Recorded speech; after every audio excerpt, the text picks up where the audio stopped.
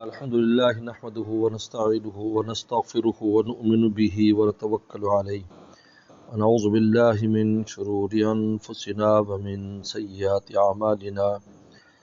من يهده الله فلا مضل له ومن يضلل فلا هادي له ونشهد أن لا إله إلا الله وحده لا شريك له ونشهد أن سيدنا وسندنا وحبيبنا وشفيعنا ومولانا محمدا عبده ورسوله صلى الله تعالى عليه وعلى آله وأصحابه وبارك وسلم. أما بعد فأعوذ بالله من الشيطان الرجيم. بسم الله الرحمن الرحيم. إنا أنزلناه في ليلة القدر وما أدراك ما ليلة القدر ليلة القدر خير من ألف شهر. فقال النبي صلى الله عليه وسلم من قام رمضان إيمانا واحتسابا غفر له ما تقدم من ذنبه أو كما قال عليه الصلاة والسلام. صدق الله وصدق رسوله النبي الكريم. آج الحمدللہ اسلام آباد میں ہمارے احباب میں سے سید فاخر انور صاحب کے صاحبزادے حافظ سید ابراہیم نے تراویح میں قرآن مجید مکمل کیا ہے. میں اس بچے کو بھی ان کے والدین کو بھی مبارکباد پیش کرتا ہوں. حدیث شریف میں آتا ہے پیغمبر صلی اللہ علیہ وسلم نے فرمایا کہ اللہ تعالیٰ نے میری امت کی انجیلیں ان کے سینے میں رکھ دی. یعنی ہمارے سینے کو اللہ تعالیٰ نے ایسا بنایا ہے. بھئی یہ اپنی آواز سارے بند کر دیں، سننے والے ساتھی آواز بند کر دیں. یہ آواز بند کہ ثانی جو ہے نا ان کے انجیلیں جو ہے نا وہ سینے میں رکھ دی ہیں. اس کا مطلب کیا ہے؟ مطلب یہ ہے کہ پہلے جس طرح تورات انجیل جو ہے وہ تختی پر ہوتی تھی، تو اللہ تعالیٰ نے اس امت کے سینوں کا انتخاب کیا ہے قرآن مجید کی حفاظت کے لیے. کبھی کوئی کتاب اس طرح زبانی یاد نہیں کی گئی اور پڑھی نہیں گئی جس طرح قرآن مجید یاد کیا گیا اور پڑھا گیا ہے. حالانکہ یہ ایسا معجزہ ہے، وسلم کا یہ معجزہ ہے. دیکھیں ہر پیغمبر کو اللہ تعالیٰ نے الگ الگ معجزے دیے، اور جو معجزہ ہوتا ہے، معجزے کو معجزہ اس لیے کہتے ہیں کہ مخلوق عاجز ہوتی ہے اس کا مثل لانے پر. موسیٰ صلی اللہ علیہ وسلم ڈنڈا لائے اور ڈنڈا سانپ بن گیا، جادوگر عاجز ہو گیا ویسا لانے پر. جادوگروں نے آنکھوں پر تو کیا جادو کہ لوگوں کو وہ رسیاں اور لاٹھیاں ہلتی نظر آئیں، لیکن اس کی حقیقت کو نہیں بدل سکے کہ وہ حقیقت میں سانپ بنا دیتے، ایسا نہیں کر سکے. لیکن جب وہ لاٹھی کو پھینکا وہ اتنا بڑا اژدہا بن گیا کہ وہ ساری رسیاں اور ساری جو ہے نا وہ لاٹھیاں نکل گیا. تلق ما یافکون جو انہوں نے بنایا تھا سارے کا سارا وہ نکل گیا اس کو. یہ معجزہ اس کو کہتے ہیں. تو معجزہ جو ہے عاجز کر دے. اب اللہ تعالی نے پیغمبر السلام کو جو معجزہ دیا وہ قرآن مجید ہے. اور قرآن مجید کا جو ایک تو اللہ کا کلام اور پھر معجزے والا کلام. اب بتایا یہ کتنا مشکل ہے.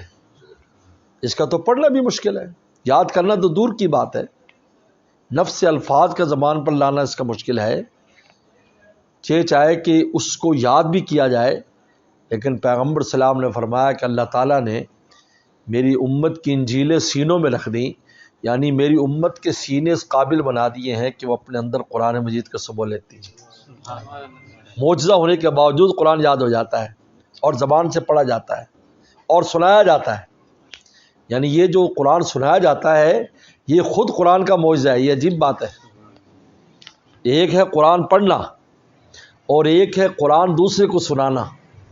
اس لیے عبداللہ بن عباس رضی اللہ عنہما کی جو تفسیر بخاری شریف میں آتی ہے لا تحرک بلسانک لتعجل بہ ان علینا جمع و قرآنا ثم ان علینا بیانا، اس میں عبداللہ بن عباس نے یہ تفسیر فرمائی کہ آپ زبان نہ ہلائیں، اللہ کے نبی صلی اللہ علیہ وسلم جلدی نہ کریں قرآن کے یاد کرنے میں، ہمارے ذمے ہے آپ کو یاد کرانا. آپ کو اللہ نے فرمایا کہ بس آپ وہی سنتے رہیں اور جب وہی ختم ہوتی تھی تو آپ قرآن مجید پورا یاد ہوتا تھا آپ کو۔ اب ہمارے ذمے ہے اس کا قرآن آپ کی زبان سے ادا کرانا، ہمارے ذمے ہے کہ آپ زبان سے پڑھیں گے بھی، یاد بھی ہو جائے گا اور پڑھیں گے بھی۔ ثم ان علینا بیانہ، پھر ہمارے ذمے اس کا بیان ہے۔ عام مفسرین نے تو اس کی تفسیر کی ہے کہ قرآن مجید کی جو تفسیر ہے وہ بھی ہم آپ سے کرائیں گے، لیکن عبداللہ بن عباس اس کی عجیب تفسیر فرماتے ہیں ثم ان علینا بیانہ، کہ لوگوں کے سامنے بھی ہم آپ سے پڑھوا دیں گے۔ تو معلوم ہوا کہ خود پڑھنا یہ بھی معجزہ، یعنی یاد کرنا معجزہ، اور پھر پڑھنا معجزہ، اور پھر لوگوں کے سامنے سنانا خود ایک قرآن مجید کا معجزہ ہے، جس کو اللہ نے فرمایا کہ ہمارے ذمے ہے۔ یعنی جب پیغمبر سلام کو فرما رہے ہیں کہ آپ کی زبان سے امت کو سنوانا ہمارے ذمے ہے، یعنی یہ ایسا نہیں ہے کہ آپ ایسے سنا دیں اور اگلا سن لے،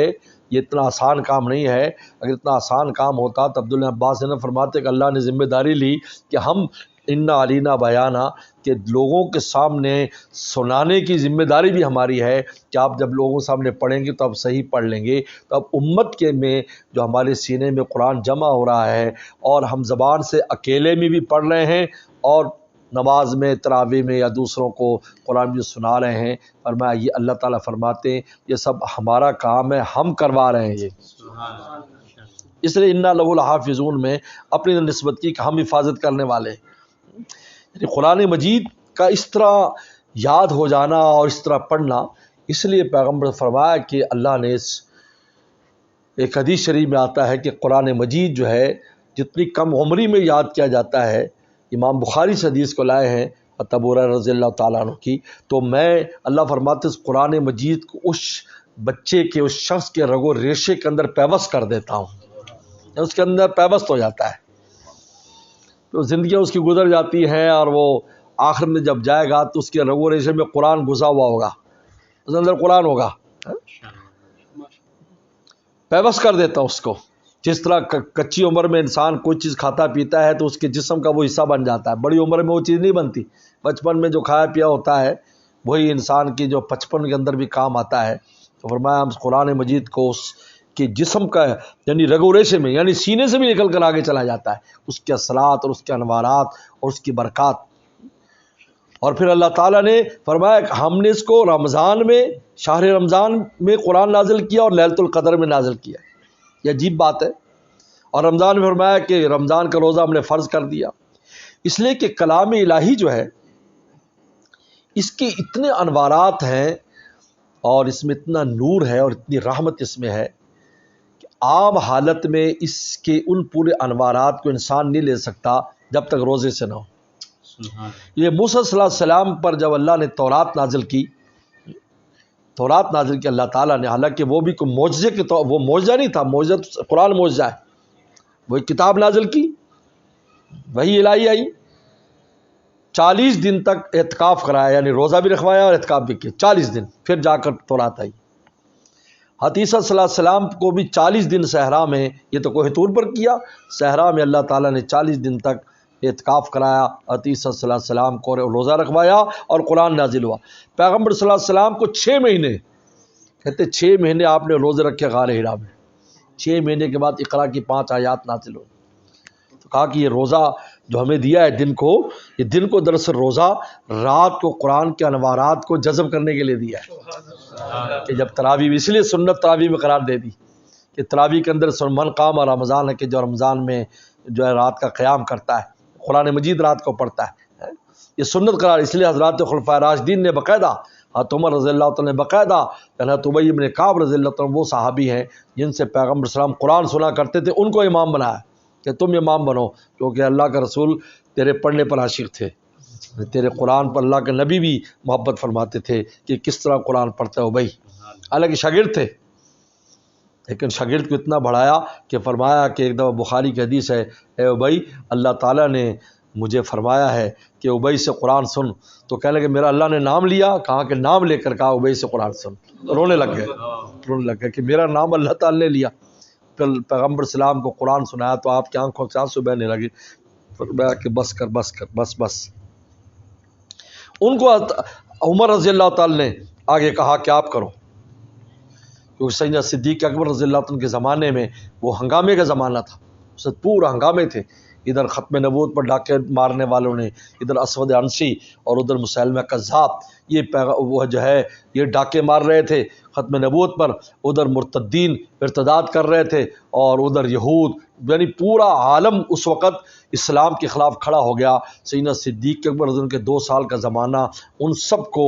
مٹانے میں لگا، لیکن پھر بھی اس زمانے میں قرآن مجید جو ہے وہ کتابی شکل میں سیدنا صدیق اکبر رضی اللہ تعالی نے کتابی شکل میں اس وقت قرآن مجید کتابی شکل میں آیا، جس کو حضرت عثمان غنی نے اپنے زمانے میں ترقی دی اور 7 صحیفے لکھوا کر پورے عالم میں اس کے بھیج دیے۔ اس لیے پہلے جامع قرآن کے سیدنا صدیق اکبر رضی اللہ تعالیٰ عنہ ہے جو سیدنا فاروق اعظم کے مشورے سے کیا، اور دوسرے جامع حضرت عثمان غنی رضی اللہ تعالیٰ عنہ۔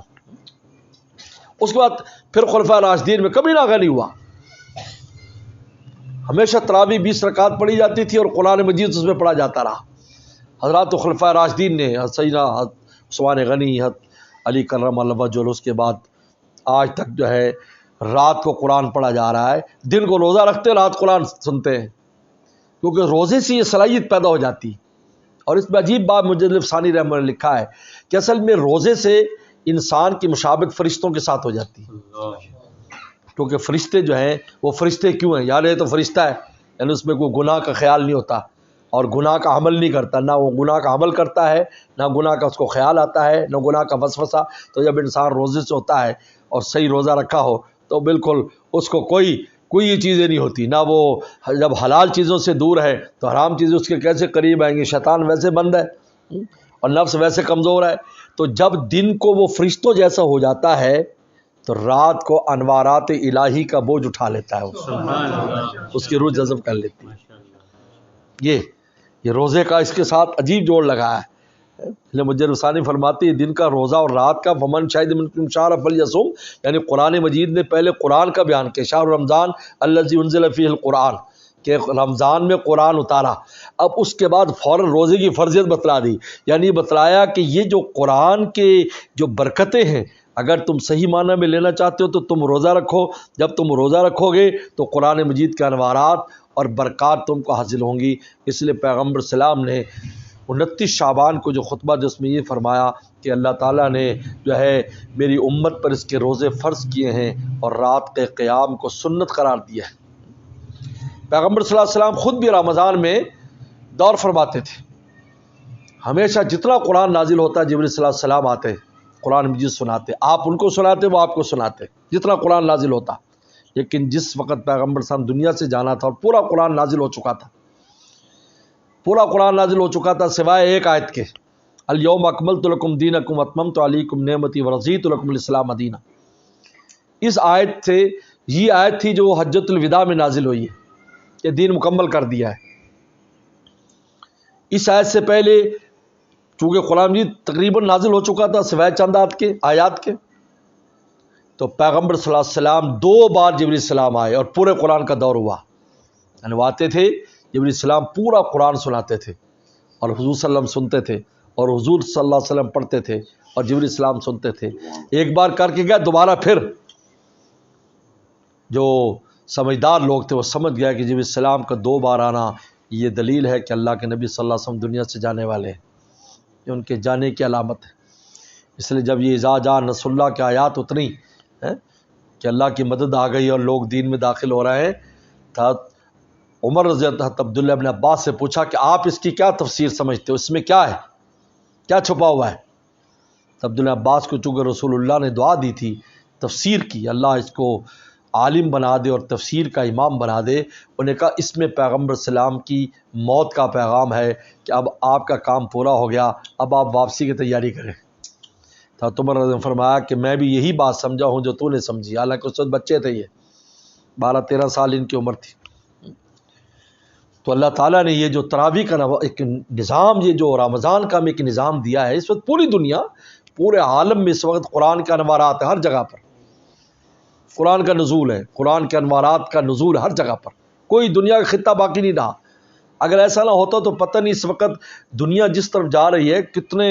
عذاب الہی آ کر دنیا کے سود ختم بھی کر چکے ہوتے، لیکن کہتے ایسی چیزیں آتے ہوئے عذابوں کو روک دیتی ہیں۔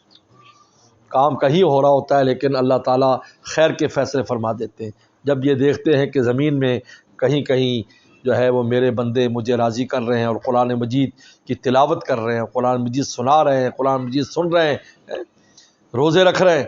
اس کی وجہ سے دوسروں کی معافی ہو جاتی ہے۔ اس لیے حدیث شریف میں آتا ہے وَلِلَّهِ وَتَقَاءُ مِنَ النَّارِ، کہ رات کو کتنے دوزخیوں کو اللہ تعالیٰ جہنم سے آزاد فرما دیتے ہیں، کتنے دوزخیوں۔ تو بہرحال یہ بہت بڑی سعادت کی بات ہے اور اللہ کا شکر ہے الحمدللہ اس وقت قرآن کا فیضان بہت عام ہے۔ آج سے ہم 20 سال پیچھے چلے جائیں تو قرآن مجید سنانے کے لیے آدمی نہیں ملتا تھا،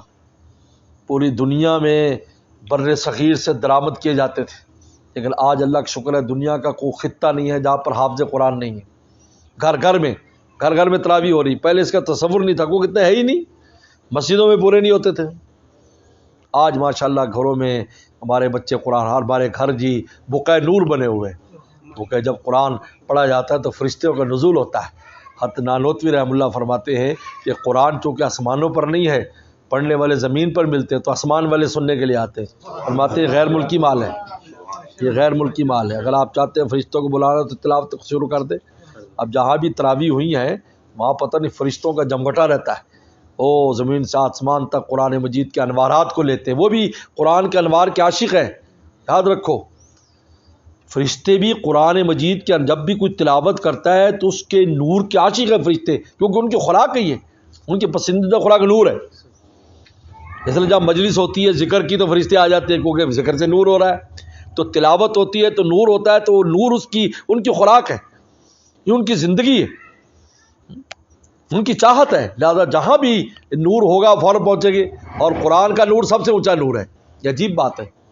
قرآن مجید کا نور سب سے اونچا نور ہے، اس لیے قرآن مجید کے انوارات کے مقابلے پر شیطان کی مجال نہیں کے قریب آئے، کیونکہ اس میں فرشتے انوالومنٹ ہو جاتی ہے۔ آپ جیسے قرآن تلاوت کریں گے